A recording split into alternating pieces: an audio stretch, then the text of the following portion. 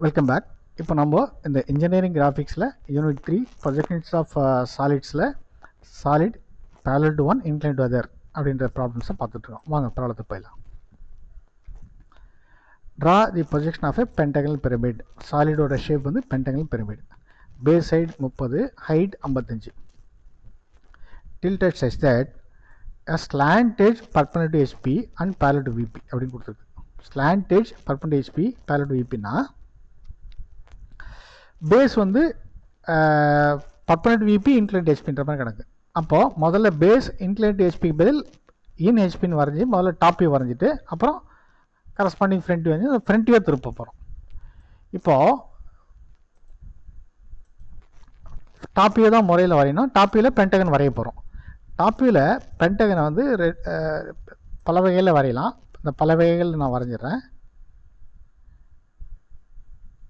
இது வந்து ஒரு வகை. இதில் இது வந்து ஹரிசாண்டலாக இருக்குது.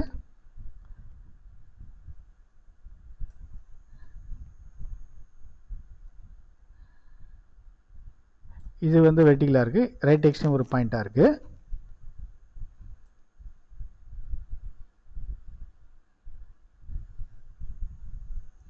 இதில் வந்து வெர்டிகலாக இருக்குது. லெஃப்ட் எக்ஸ்ட்ரீம் பாயிண்ட்டாக இருக்குது. ரைட் எக்ஸ்ட்ரீம் எட்ஜாக இருக்குது. இப்போ என்ன பண்ணியிருக்குன்னா இட் இஸ் டில்ட் பண்ண பிறகு ஸ்லாண்ட் எட்ஜ் பர்பனட் ஹெச்பின்னு இருக்குது. இப்போ இங்கே வந்து இது வந்து பிரமிடு முதல்ல. அப்போது அபெக்ஸ் பாயிண்ட் எல்லாத்துலேயும் வரும். அபெக்ஸ் பாயிண்ட் இங்கே இந்த லைனுக்கு கீழே கொஞ்சம் வரும். இங்கே எங்கேயோ இதுக்கு மிடில் பாயிண்டில் வரும். இதுக்கும் இந்த மிடில் பாயிண்டில் வரும். இப்போ ஃபார் எக்ஸாம்பிள் இப்படி ஸ்லாண்ட் எட்ஜ் இப்படி வருது. இங்கேயும் ஸ்லாண்ட் எட்ஜ் வருது.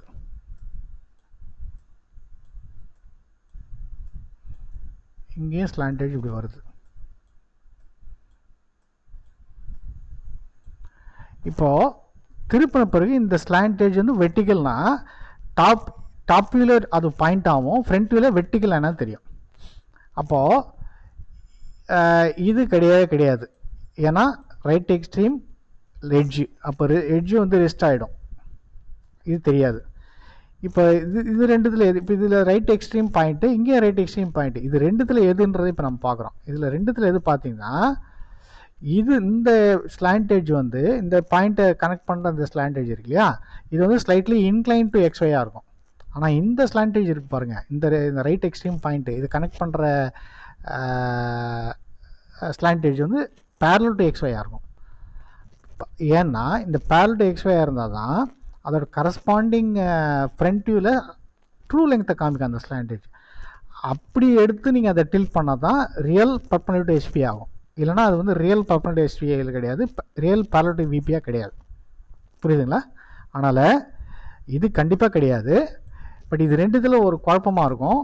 இதில் வந்து ரைட் எக்ஸ்ட்ரீமும் பாயிண்ட்டு, லெஃப்ட் எக்ஸ்ட்ரீம் பாயிண்ட்டு இது கிடையாது. இதில் வந்து right extreme point, left extreme vertical line or edge, இதுதான் கரெக்ட். ஏன்னா இந்த லைன் வந்து இந்த ஸ்லாண்ட் எட்ஜ் வந்து parallel to XY, that means parallel to VP இருக்கும். அப்போ தான் இந்த parallel to VP. இங்கே பார்த்தீங்கன்னா இது வந்து இந்த slant edge incline to VP ஆகிடும். சாட்டிஸ்ஃபை பண்ண முடியாது. ப்ராப்ளத்துக்கு போயிடலாம் வாங்க. ஸோ பென்டகன் இப்படி வரைஞ்சிட்டோம். அப்புறம் அபெக்ஸ் ரெண்டு மீடியம் லைன் வரைஞ்சிட்டு அபெக்ஸ் O கிடைக்கும். அப்புறம் O வந்து அந்த 5 பேஸ் பாயிண்ட்டை கனெக்ட் பண்ணிட்டா ஸ்லாண்ட் எட்ஜும் காமிச்சாச்சு. இப்போ பாருங்கள், OD ஸ்லாண்ட் எட்ஜ் வந்து parallel to XY or parallel to VP. ஓகேங்களா? இப்போ இதோட கரஸ்பாண்டிங் ஃப்ரண்ட் வியூ பார்த்துலாம். ஸோ பேஸ் வந்து ரெஸ்ட் ஆகிடுச்சு. இதில் ஹைட்டை செட் பண்ணுங்கள் 55 mm. So initial front view complete பண்ணிட்டோம். இப்போ இந்த slant edge OD top view, அதோட ஃப்ரண்ட் வியூ வந்து O', D'. இந்த O', D' தான் ட்ரூ லெங்க்த்தை காமிக்கும். இங்கேயும் parallel to XYயாக இருக்குது. அப்போ parallel to VPன்றது இங்கேயே நம்ம இனிஷியல் பொசிஷன்லேயே இங்கே parallel to VPன்ற இந்த ஸ்டேட்மெண்ட்டு, ப்ராப்ளம் ஸ்டேட்மெண்ட்டை நம்ம சாட்டிஸ்ஃபை பண்ணிட்டோம். இப்போ தாராளமாக திருப்பத்துக்கு போகலாம். இப்போது இங்கே எங்கேயாவது ஒரு இடத்துல D' வச்சுட்டு ஒரு வெர்டிகல் லைன் வரைஞ்சிட்டா அதில் இந்த ஹைட்டை செட் பண்ணிங்க. காம்பஸை இங்கேருந்து இந்த காம்பஸை வச்சு இதை மெஷர் பண்ணி இங்கே O' செட் பண்ணிடலாம். ஓகேங்களா? ஒரு வெர்டிகல் லைன், அதில் இது D', காம்பஸை இந்த லெங்க்த்துக்கு செட் பண்ணுங்கள், இங்கே பாயிண்ட்டை மார்க் பண்ணுங்கள். இப்போ இதை பேஸ் பண்ணி இது ஒரு ட்ரையாங்கிளாக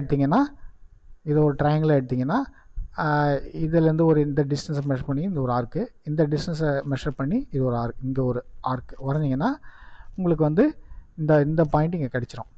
இதை பேஸ் பண்ணி இதை கம்ப்ளீட் பண்ணலாம். அப்புறம் இங்கேருந்து இந்த மெஷர்மெண்ட்டு இங்கே இந்த மெஷர்மெண்ட் எடுத்திங்கன்னா எல்லா பாயிண்ட்ஸும் போட்டு ஃபைனல் ஃப்ரண்ட் வியூ கம்ப்ளீட் ஆகிடுச்சு. ஸோ தான் இப்போ இந்த ஃபைனல் ஃப்ரண்ட் வியூவில் பார்த்தீங்கன்னா இந்த slanted standing vertical that is perpendicular HP அப்படின்னு ஆயிடுச்சு. ஸோ இது ஓவர். இப்போது இந்த ஃப்ரண்ட் வியூவை டாப் மோஸ்ட் பொசிஷனில் இப்படி பார்த்தீங்கன்னா உங்களுக்கு இதோட கரஸ்பாண்டிங் ஃப்ரண்ட் வியூ கிடைக்கும்.